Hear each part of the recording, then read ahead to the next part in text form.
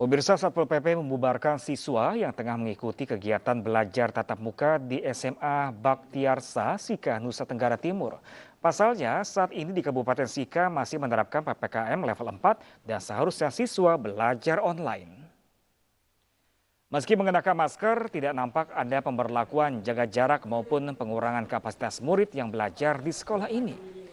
Satpol PP pun langsung menegur guru dan pihak sekolah serta meminta para siswa keluar dari kelas. Petugas kemudian memberikan pengarahan kepada siswa yang masuk. Saat ini Kabupaten Sika masih memberlakukan PPKM level 4 menyusul meningkatnya angka COVID-19.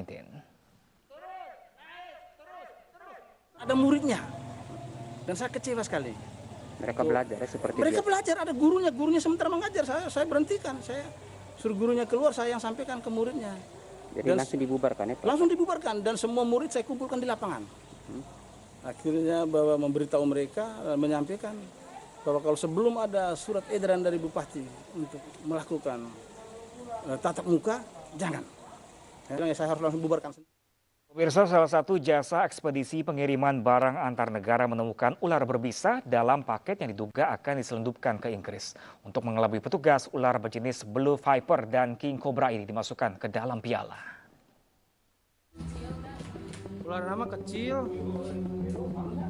Video amatir ini diabadikan oleh pemilik jasa ekspedisi antar negara. Terlihat di dalam video, petugas pemadam kebakaran mengevakuasi sejumlah ekor ular berbisa di dalam piala. Anak ular berjenis Blue Viper dan King Cobra tersebut disimpan di dalam piala untuk mengecoh sang petugas ekspedisi. Kejadian ini bermula saat seorang pemuda membawa 2 buah piala plastik yang sudah dilakban untuk dikirimkan ke negara Inggris dengan biaya 11 juta rupiah. Akan di pick up, akan diambil untuk diberangkatin ke Jakarta. Nah, yang akan ngambilnya dari pihak daya bilang, "Pak, ini udah dicek belum?" Saya bilang, "Saya yang packing, Pak." Tapi udah dicek dalamnya, ya belum. Saya nggak berani bongkar kan, namanya piala mah ya udah kalau dibuka ya udah gitu. Tapi nggak sampai saya congkel buka-buka gitu, nggak gitu. Pak, kalau saran saya, mending ini dibongkar dulu Pak. Dikhawatirkan ada barang-barang yang ingin diselundupkan gitu. Akhirnya ya kita ikutin sarannya, udah Pak. Akhirnya malam itu nggak jadi pick up, batal. Terus paginya kita bongkar, ternyata betul di dalam 2 piala itu ada 2 ular. Jadi piala pertama dan piala kedua, cuman yang di piala pertama yang kita bongkar itu udah mati semua. Kemungkinan karena kehabisan napas, karena si orang ini teh ngepaketin nggak dikasih hawa gitu. Jadi bener-bener ruangan sempit, ketutup rapat, ada celah hawa cuman dikit gitu. Jadi kemungkinan ularnya nggak bisa napas. Nah, pas saya buka yang kedua, ternyata ada tuh ularnya masih hidup, langsung nongol keluar pas kita buka karet dari penutup kainnya tuh. Sebelumnya, jasa ekspedisi tersebut juga pernah mengalami kejadian serupa pada bulan Juli lalu dengan menemukan anak ular sanca hijau di dalam lukisan. Atas kejadian ini membuat jasa ekspedisi akan memperketat seluruh pengiriman barang ke luar negeri. Dari Bandung, Jawa Barat, Ervan David Ainis melaporkan. Pemirsa, kebakaran hebat menghanguskan 2 rumah warga di Jalan Anggrek, Komplek PCPR Kota Palangkaraya, Kalimantan Tengah pada Rabu malam. Tidak ada korban jiwa dalam peristiwa ini, seorang nenek pemilik rumah berhasil selamat dalam kejadian ini.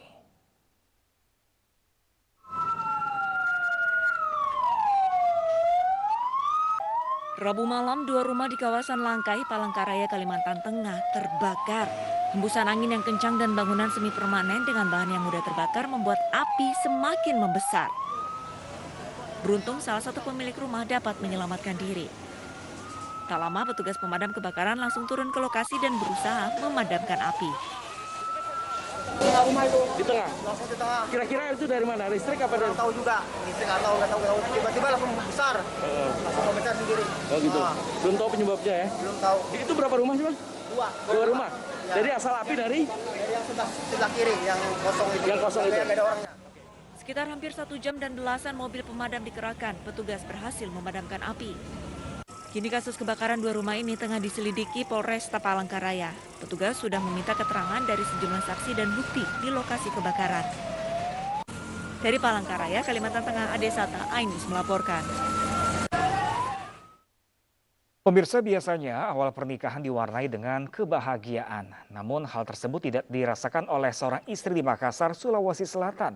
Baru 1 bulan berumah tangga, sang istri mendapatkan hadiah kekerasan dari sang suami yang merupakan pegawai di salah satu perusahaan daerah Sulawesi Selatan.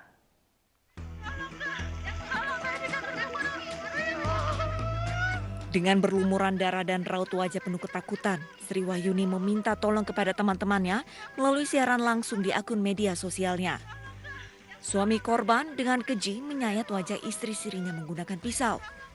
Padahal keduanya baru sebulan membina rumah tangga.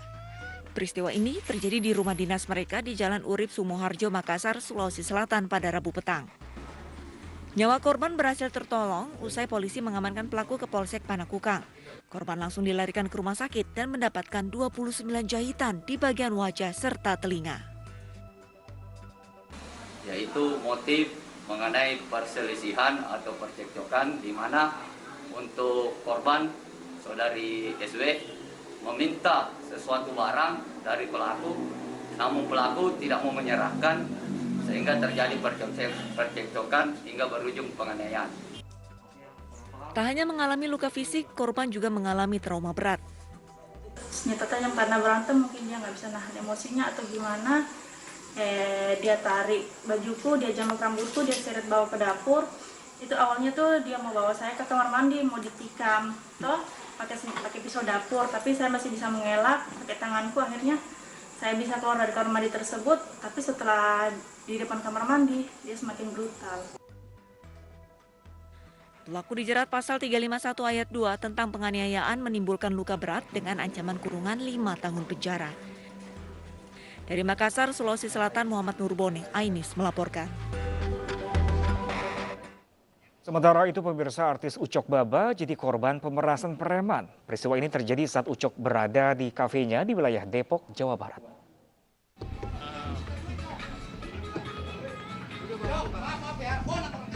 Kafe milik artis Ucok Baba di Depok, Jawa Barat didatangi preman.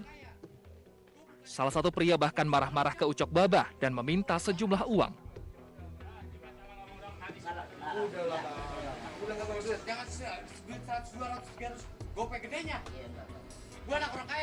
Tak berapa lama polisi beringkusnya.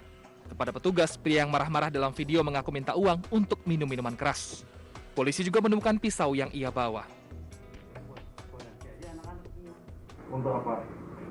Pagi-pagi. Pagi-pagi itu untuk apa? Minum. Aja. Ya, bawa pisau tadi. Bawa pisau kalau tadi diamankan, bawa pisau kan? Ini memang posisi pisau lagi sini. 2 kali datang ke sana. Oh, kalau tidak salah 3 kali.